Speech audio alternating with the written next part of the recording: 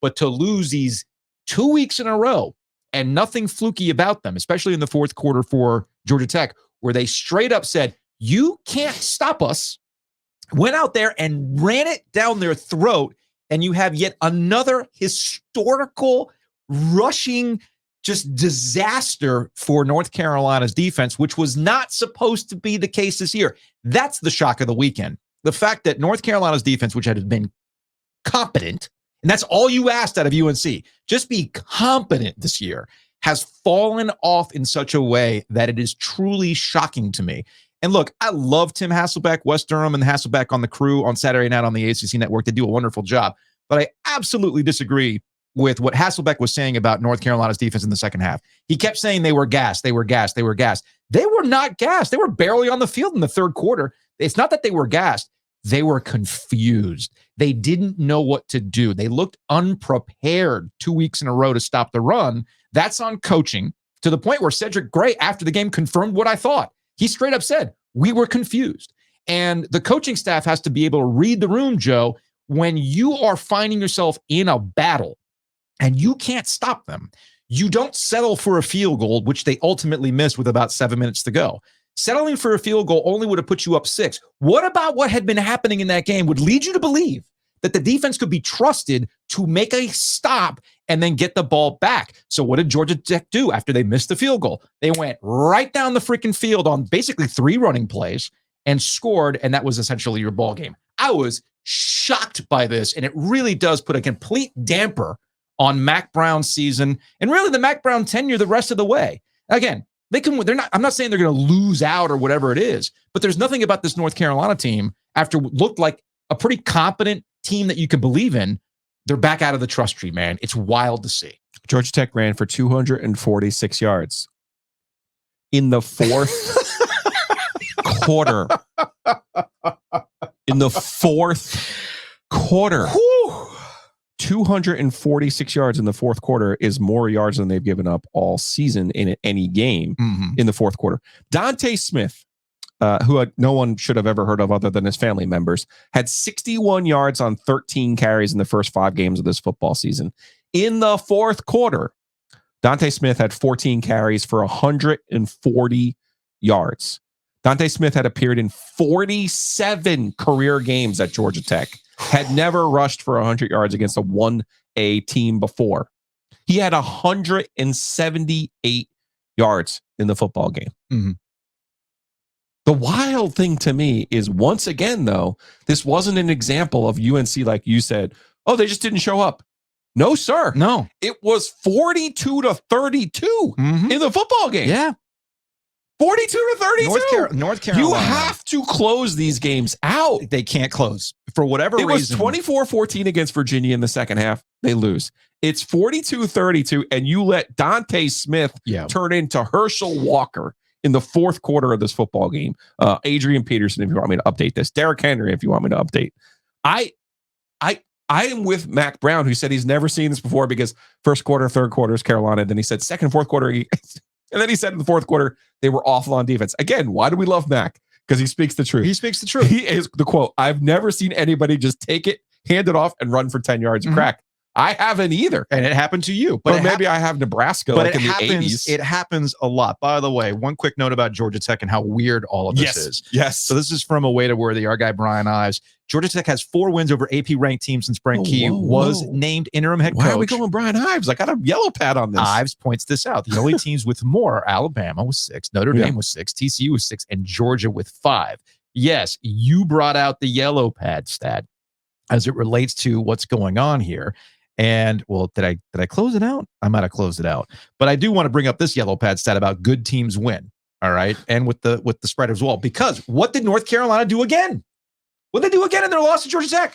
Double-digit favorite. We joked about it on Thursday. We joked about it like, not possible. You checked. Like, oh, are they a double-digit favorite against Georgia Tech? Yes, it was 11.5, I think was where it closed. And then you even joked like, oh, well, it's really not going to happen. We were joking. So that's now 6 ACC opponents that North Carolina has been a double-digit favorite that they've straight up lost since 2027, if you want to include South Carolina, which is why you commend FSU and how they're handling their business this year. It's why you commend, heck, Virginia Tech's come out of nowhere after we wrote them off at the beginning of the season. Virginia Tech is actually low-key in the mix to make the ACC championship to take on Florida State, which is not something that we would have predicted ahead of time.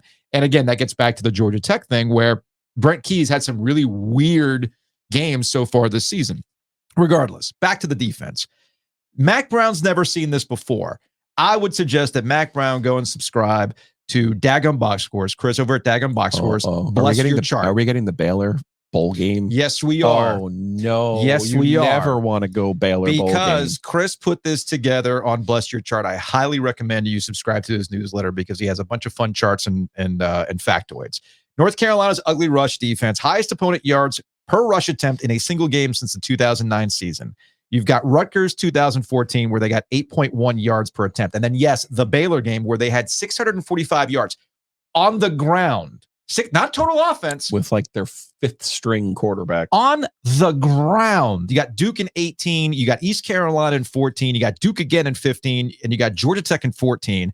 But here we are, Georgia Tech 2023. That's the wild part. I've never seen this before. 7.25 yards per carry. So to answer Max Brown's question, it has happened before. It's happened to North Carolina a lot, and it actually goes beyond coaching tenures. It's not just a Mack problem.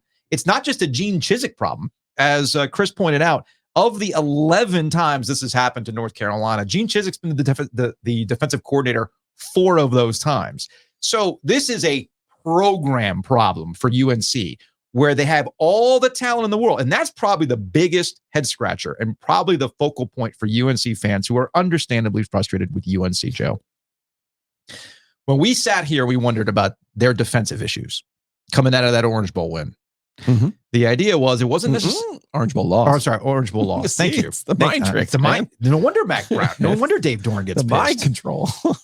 So coming out of that Orange Bowl season and all the optimism around North Carolina, the defense was we don't know. The Orange Bowl that they went to because Notre Dame and North Carolina ended up in the college football playoff. So the argument that was given to me when I kept pointing out something's got to be done about their defensive scheme, it was they don't believe it's a scheme problem. They believe that the talent will eventually catch up to where the defense is going to be good. That's what they were doubling down on. And for the first half of the season, it looked like that was finally paying off. But obviously, over the last 2 weeks and what we can expect that over the next couple weeks, it's back to where we are with North Carolina. And it gets me to a larger question. What's next? You know, Mack Brown is not Dave Dorn in that he's young and he's got multiple years left and you kind of go with it. The Mack Brown 2.0 tenure was always going to be a very tight window to reset UNC's program. And for all the good that Mack Brown has done at North Carolina in resetting the program, getting interest back into it, you almost wonder, is this as far as you can take UNC with Mack Brown, both in the first version back in 1997 and what you've seen over the last couple of years, where you can have an NFL QB on your roster, you can have all this talent, and yet you don't have the ability to close. For all the faults that Dave Dorn is given, or people point out about Dave Dorn, the one thing I can always say about a Dave Dorn team is they're not glass-jawed. They might find some really shitty ways to lose a ball game, and they have, but they're not glass-jawed. For whatever reason, North Carolina, the minute somebody punches back, they don't know what to do. And you were like, oh, well, they were up 10 points. Oh, how does this happen? Late in the game. Well, once the other team senses it, they go after it. And North Carolina just goes into a shell, and it's the strangest thing to watch. And their season's only going to get more difficult from here. As much as Mack Brown lamented the end of the season schedule that featured Duke, Clemson, and NC State, he forgot that the Coastal always knocks. And this last 2 weeks is peak Coastal chaos, man, that gets UNC in the end. And it makes me wonder about big picture questions about North Carolina and what is next for the Tar Heels, because I think we kind of know what Mack Brown 2.0 is about. Talent, off-season discussions, getting people back in the building, all the warm fuzzies, but 2-2 against NC State the last 4 years, and more catastrophic losses that completely change the tenor of your season. That's Mack Brown 2.0 so far in Chapel Hill. A lot of sizzle. Yeah, no man. steak.